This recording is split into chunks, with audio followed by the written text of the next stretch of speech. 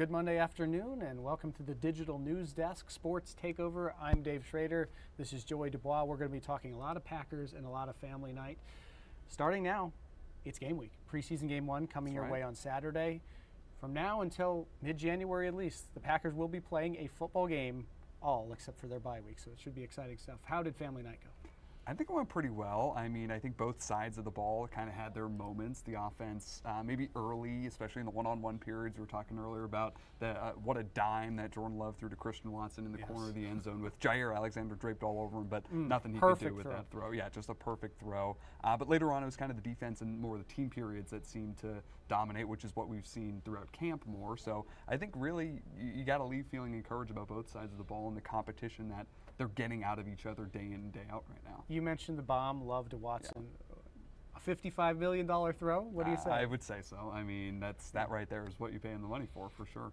His chemistry was good with Watson there. Who else had the best chemistry with QB1? Oh, Romeo Doubs had a great moment as well, working in the red zone. 2 plays in a row, Dobbs in the end zone, touchdown catches back-to-back. First one over the middle, next time fade to the corner of the end zone, made both plays. So I know there's been a lot of talk about his route running and how that can really help in the red zone. He's maybe not your traditional, big body red zone type of guy necessarily, but the fact that he can get open in those tight spaces can really make a difference for them down there.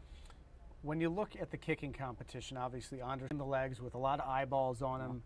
Anders has struggled in practice last week. How did he do at Lambeau Field? Well, he definitely won the day, but they both did pretty well. Joseph missed one throughout most of practice. Anders was perfect, and then they capped off practice, both trying from 57 yards out, and both missed, so I guess that's a wash there. But yeah, like you said, Anders probably entering the night was losing a little bit of steam and made up some ground, so maybe it's back closer to even now. What do you think as to where they're at? I'd say preseason kicks, family night kicks count for double. So if you're trying to say who has the best percentage, I think the kicks with eyes on them in the stadium should count for double. Yeah.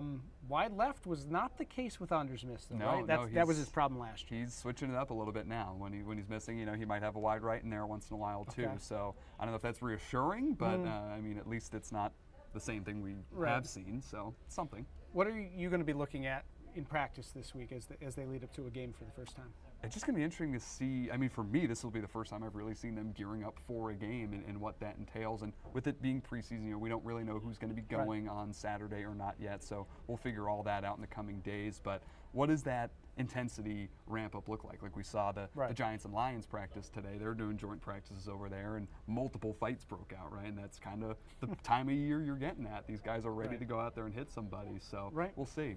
I think the interesting thing is the Packers have 2 different joint practices this year with 2 different teams. It's not the first week of the preseason. In years past, it often has been for the first preseason game. It will instead be at Denver the following week and then home having Lamar Jackson and the Ravens in. Jair Alexander was really excited to go against his former Louisville teammate. That's a couple of weeks away. But I found it funny that he said to me he wasn't looking forward to tackling him, and he's glad that there are obviously not live tackling periods on quarterbacks in those joint practices. Of course, the Packers and the Browns kick off the preseason Saturday, I think 3 or 3:25 in the afternoon. We'll have you covered all week with the practices leading up to that. If you're a fan looking to attend practice, there will be open practices scheduled 10:30 a.m. both Tuesday and Wednesday. For Joey, I'm Dave. Thanks for tuning in to our Digital News Desk.